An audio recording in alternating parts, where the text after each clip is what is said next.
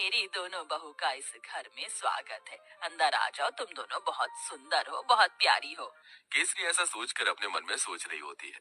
अब मेरी दोनों बहू आ गई हैं, इस घर को अच्छे से संभाल लेंगी, जैसे कि मैंने संभाला है। ऊपर से अब ठंड में मुझे काम भी नहीं करना पड़ेगा। जैसा मैंने सोचा था उससे भी बहुत सुंदर है मेरा ससुराल। अपना ससुराल देखकर तो मुझे इतनी खुशी हो रही है कि बस क्या बताऊं। मेरी तो सारी ठंड भी भाग गई। यहाँ तो किसी चीज की कमी ही नहीं है। सच कहूँ तो बहुत सुंदर लग रहा है ससुराल। पहले तो मैंने बहुत गरीबी देखी है, लेकिन ससुराल में किसी चीज की कमी नहीं होगी क्योंकि सब बढ़िया है। दोनों बहू के चेहरे पर मुस्कान थी। तुम दोनों बहुत थक चुकी होगी और तुम्हें ठंड भी लग रही होगी। चलो, मैं तुम्हें तुम्हारे कमरे में छोड़ आती हूँ, उसके बाद तुम्हारी पहली रसोई की रस्म करेंगे। केसरी ऐसा कहकर अपनी दोनों बहू को उनके कमरे में लेकर जाती है, जहाँ दोनों बहू थोड़ी देर आराम करती हैं। कुछ ही देर में केसरी उनके पास आती है और उन्हें पहली रसोई की रस्म के लिए बुलाती है।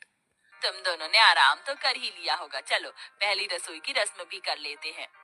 केसरी ऐसा कहने के बाद दोनों बहू को ठंड में रसोई में छोड़कर बाहर चली जाती है। थोड़ी ही देर में फिर से वो दोबारा आती है। मुझे माफ कर देना, मैं तो तुम्हें सामान निकाल कर देना ही भूल गई, अभी देती हूँ। केसरी रसोई में आकर एक कटोरी लेती है और उसमें 6 चम्मच चीनी डालती है, 2 गिलास दूध निकाल कर रख देती है और साथ में 2 कटोरी चावल निकाल के डोंगे में रख देती है। ये रहा सारा सामान। अब तुम अच्छी सी स्वादिष्ट खीर बनाकर सभी के लिए मीठे में लेकर आ जाना। केसरी इतना कहकर रसोई से बाहर चली जाती है और दोनों बहू एक दूसरे की तरफ देख रही होती हैं। लगता है माँ जी हमें कुछ ज्यादा ही भली समझ रही हैं। मुझे तो लगता है कि उन्हें ये लग रहा होगा कि हमें खाना बनाना ही नहीं आता। चलो कोई बात नहीं, हम अपने हिसाब से बना लेते हैं। ज्यादा बनाएंगे ताकि रात को खाने को मिल जाए। खाने के बाद कुछ मीठा अच्छा लगता है। इस तरह आराध्या और राधिका दूध चीनी चावल निकाल कर ज्यादा सी खीर बना लेती हैं, जिसके बाद वो खीर परोसकर घर में सभी को देती हैं। बहुत अच्छी खीर बनाई है। वैसे ठंड में खीर अच्छी लगती है, लेकिन चलो खाना तो अच्छा बनाना आता है तुम्हें। कितनी अच्छी बात है, मेरी बहू तो बिल्कुल मेरे जैसी आई है, थोड़े सामान में ही अच्छा खाना बनाना। केसरी ये सोचकर बहुत खुश हो रही होती है। वो कुछ देर बाद अपने कमरे में आराम करने चली जाती है। अब दोपहर का खाना बनाने की बारी आती है, तो दोनों बहू ठंड में रसोई में आती है। कुछ ही देर में केसरी भी रसोई में आती है। अरे इस वक्त तुम रसोई में क्या कर रही हो?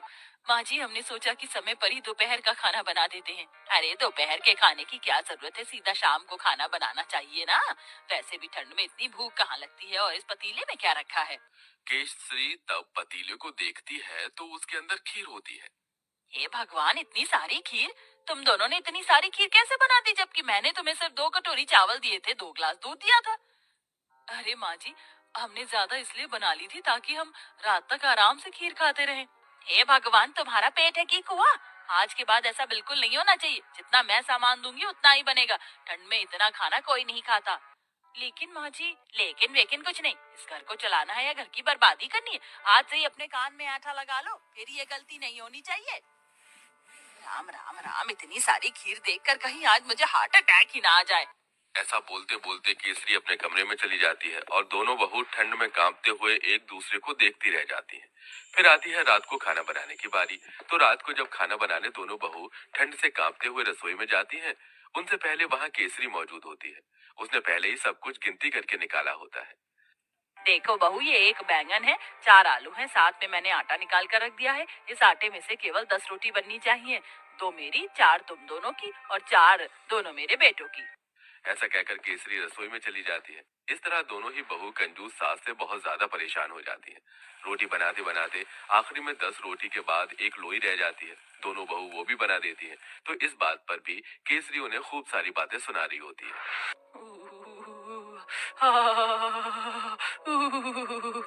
बहुत ठंड लग रही है। एक तो घर के सारे काम करो, ऊपर से खाना भी बनाओ, तो गिनती का। मेरा तो पेट भी नहीं भरता। पता नहीं कंजूस सास हमें कुछ खाने क्यों नहीं देती। सही बोल रही हो। ऊपर से रसोई में काम करते हुए ठंड लगती है। हमारी सास हमें एक हीटर भी नहीं ला कर दे सकती। वैसे मुझे बहुत जोरों से भूख लगी है। 2 रोटी में मेरा क्या होगा? एक आखिरी में 10 रोटी के बाद एक लोई रह जाती है। दोनों बहू वो भी बना देती हैं।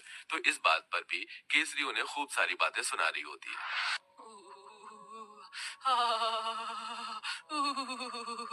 बहुत ठंड लग रही है।